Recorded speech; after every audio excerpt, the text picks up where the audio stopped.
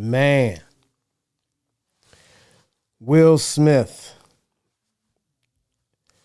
Man, Will did he had to do, bro. But it's crazy. That was wrong, man. You don't smack nobody down like that. Not with somebody like Chris Rock, man. Come on. Come on, Will. But, you know, you apologize and maybe it's time to move on, man. Because I mean, it is what it is. Over a joke, but I can't tell a man how to react to something. I'm not feeling, if I'm not in his. I don't know how those words ring through his soul and his mind and all that. You know what I'm saying? So that part, I can't call it.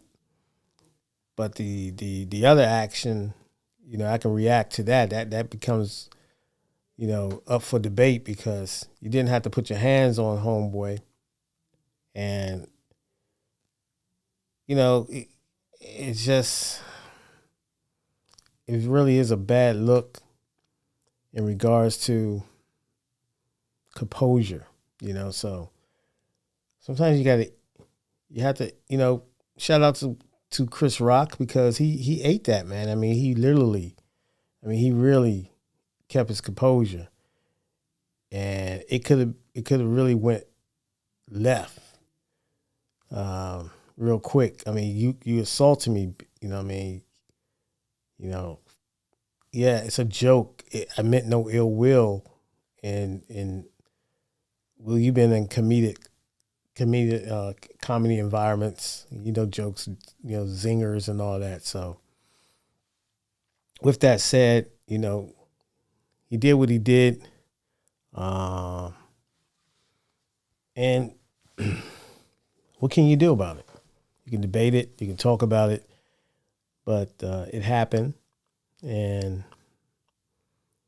Chris Rock decided not to press charges. I guess the LAPD or whoever is in charge in that county, Los Angeles or whatever. I guess they approached him, or he decided not to press any charges. And shout out to Chris Rock for being a stand-up guy, um, in more ways than one. But like I said, it'll be another situation, another um, newsworthy event in the near future, I'm sure. So we'll look back on this and get a lesson out of it, and just tell people, man, just keep your composure. Be able to, you know, if you're going through something, man, you might want to talk it out some kind of way. Or I wouldn't suggest putting your hands on anyone. And if you're going through something, it's been something that's been gnawing at you, so to speak. You just gotta, kind of, you know, find some therapy or whatever, man. However that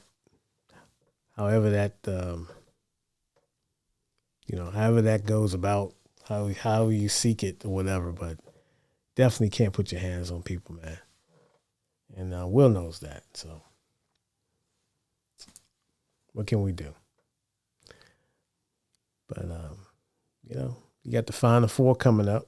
Duke and Carolina playing, I think, roughly tomorrow night. Roughly, they're going to be the second game, probably around 8:30, 8:45. They might try to drag it out, but a lot of people, they're taking Duke. They're taking Duke because the simple fact is Coach K's last game if he loses.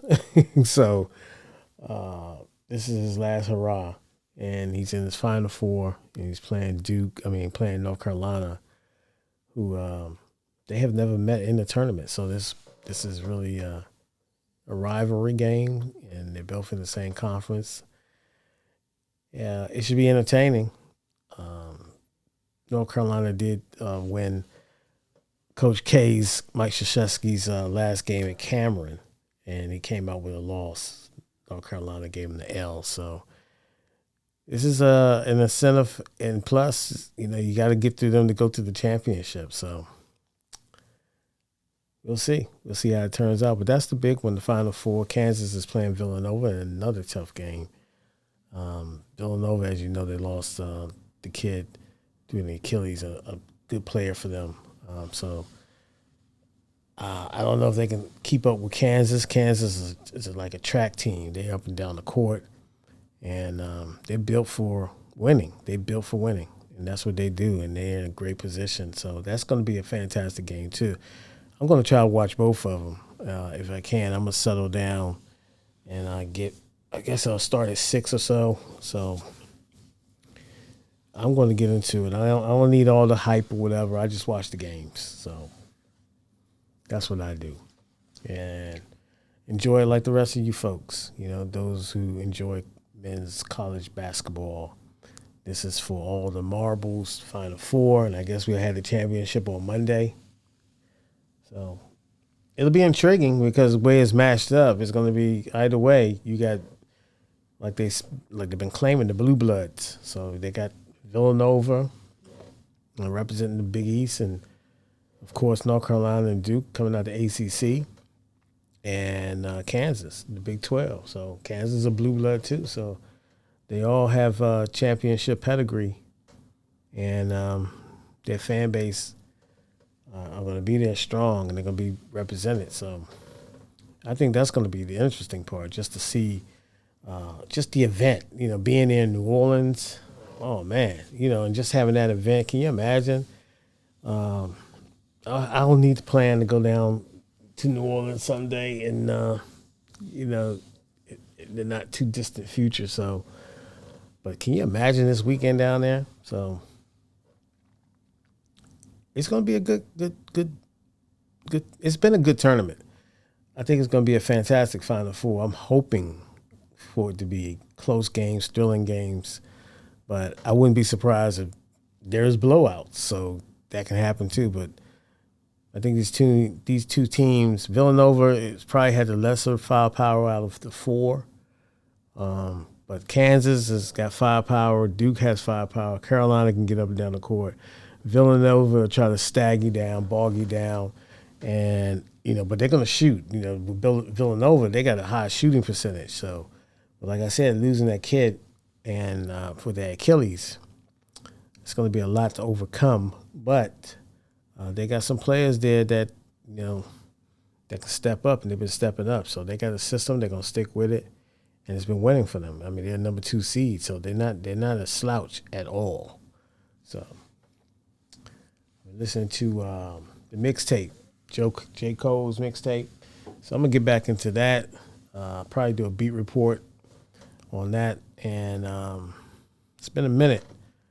I've just been trying to doing my little work, my little documentary coming up. So I know I've been sharing little tidbits of information there with you, but I really want to kind of just dive into that, like I said, and just doing my research and stuff like that. So, but I'll put out little uploads here and there until I get that nice one off. So,